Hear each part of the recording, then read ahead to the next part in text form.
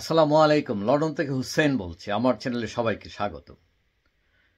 প্রধানমন্ত্রী শেখ হাসিনা পদত্যাগ করেছেন এবং দেশ ত্যাগ করেছেন, কিন্তু তিনি দেশ ত্যাগ করতে রাজি ছিলেন না, ক্ষমতা ছাড়তে শেষ পর্যন্ত রাজি ছিলেন না।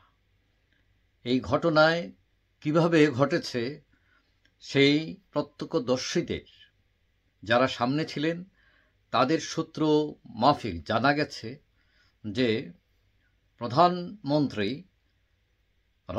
প্রধানমন্ত্রীকে তার উপদেষ্টারা অনেক চাপ দেন যে সেনাবাহিনীর কাছে ক্ষমতা হস্তান্তর করে ফেলার জন্য, কারণ পরিস্থিতি খুব উত্তপ্ত, পরিস্থিতি ভালো না, কিন্তু তিনি তাতে রাজি হননি। পরদিন সকালে যখন ছাত্ররা জমায়েত হতে শুরু করে, ডাকা মারছে এবং কারফিউ ভেঙে শাহবাগ বিভিন্ন জায়গায় যখন হাজার হাজার লোক বের হয়, তখন তিনি তিন বাহিনীর প্রধান, পুলিশ প্রধান এদেরকে ডাকেন এবং তারা সবাই গণভবনে যান সকাল 10টার দিকে।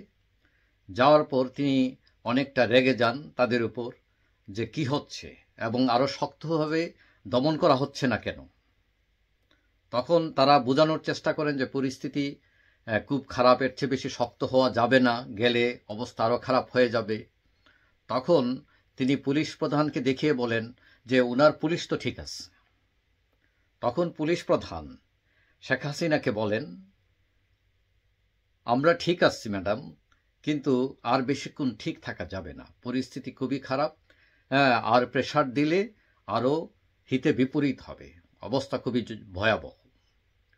তখন তারা তাকে পদত্যাগ করার জন্য বলেন, কিন্তু তিনি রাজি হন না। তখন তারা তার বোন একই বাসায় থাকায় গণভবনে থাকা রেহেনার সাথে কথা বলেন।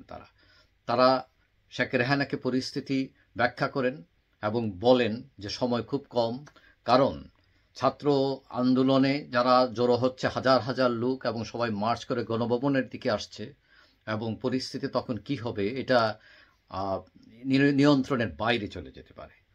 তখন শেখ রেহানা তাকে বুঝান, কিন্তু তিনি তাতেও রাজি হন না।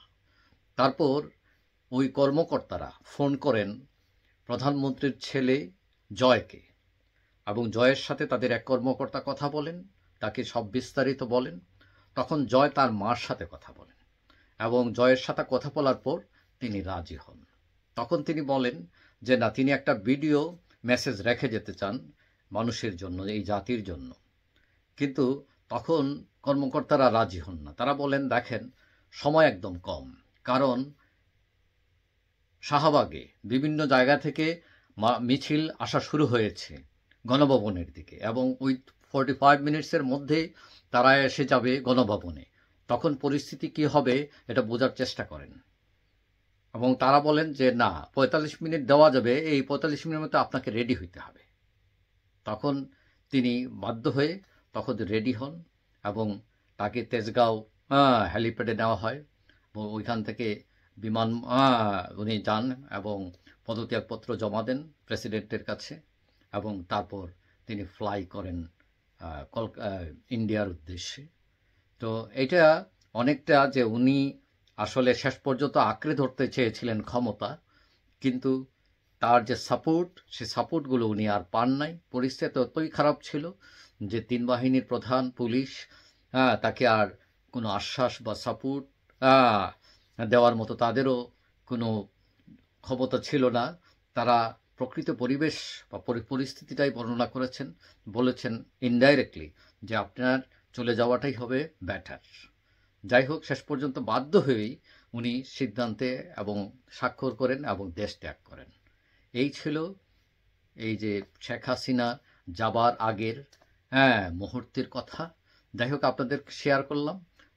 যদি কারো ভালো লাগে, ইচ্ছে করলে আমার চ্যানেল সাবস্ক্রাইব করতে পারেন, তাহলে পরবর্তী ভিডিও আপনার কাছে অটোমেটিক চলে যাবে। সবাই ভালো থাকবেন। আল্লাহ হাফিজ।